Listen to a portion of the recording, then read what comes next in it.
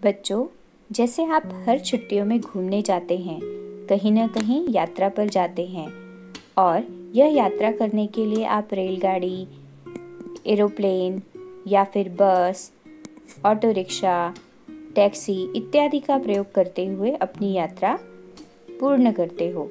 ऐसे ही एक अनोखे यात्री आपकी पाठ्यपुस्तक में हैं, जो कि यात्रा बाय पोस्ट करना चाहते हैं। जिस तरह हम चिट्ठी भेजते हैं, उसी तरह वह इस डाक बॉक्स का प्रयोग करना चाहते हैं यात्रा करने के लिए। तो चलिए ऐसे अनोखे यात्री की यात्रा कैसी रही, यह इस कविता के माध्यम से जानते हैं। नौजवान गधे ने सोचा, चढ़ ली सभी सवारी, लेकिन नहीं अभी तक आई बाई पोस्ट की बारी। सोचा अब की शहर घूमने बाई पोस्ट ही जाऊं, सारे जंगल में मैं ही तब बुद्धिमान कहलाऊं। तुलवा कर अपने को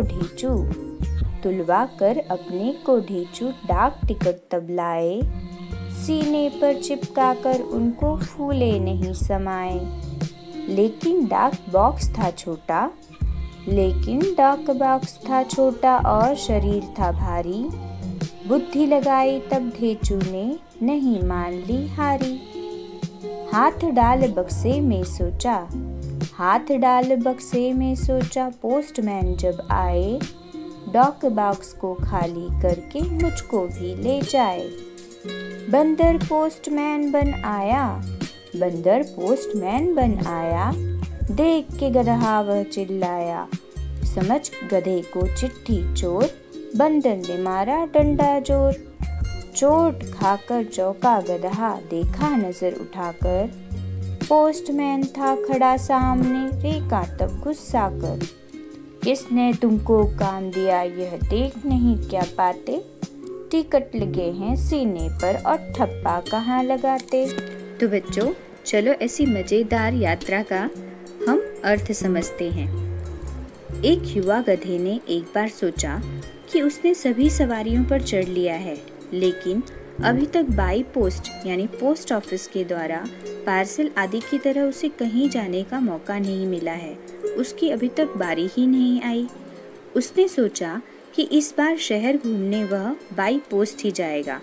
इससे वह पूरे जंगल में बुद्धिमान कहलाया जाने लगेगा। गधे ने अपना वजन करवाया और उचित डाक टिकट खरीदा उसके वजन के बराबर, और उसे अपने सीने पर चिपकाकर वह बहुत खुश हुआ। लेकिन गधे का शरीर बहुत बड़ा और वजनदार था। पत्र पेटी छोटी थी, फिर भी उसने हार नहीं मानी और बुद्धि से काम लिया। वह पत्र पेटी में हाथ पैर डालकर खड़ा हो गया, यानी उसने पूरी कोशिश की कि वह डाक पेटी में घुस जाए। उसने सोचा कि जब डाकिया आएगा तो पत्र पेटी को खोलकर पत्रों के साथ उसे भी डाकघर ले जाएगा। अब डाकिया के रूप में बंदर आया और बंदर डाकिया ने पत्र पेटी से पत्र निकालने के लिए गधे को देखकर वह जोर से चीख पड़ा। उसने समझा कि गधा पत्र पेटी से चिट्ठियां चुरा रहा है, इसलिए उसके हाथ पैर उसके अंदर है। इसलिए बंदर ने गधे को जोर से एक डंडा जड़ दिया। मार खाकर गधा चौंक गया।